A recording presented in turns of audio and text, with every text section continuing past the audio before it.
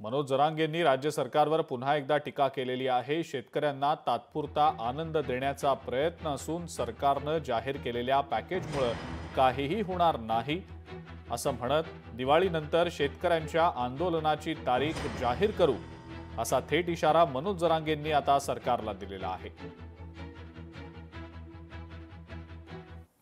शेतकऱ्यावरती संकट आलंय, संसार उद्ध्वस्त झालेत, त्यांना हातभार लावणं ही जबाबदारी होती।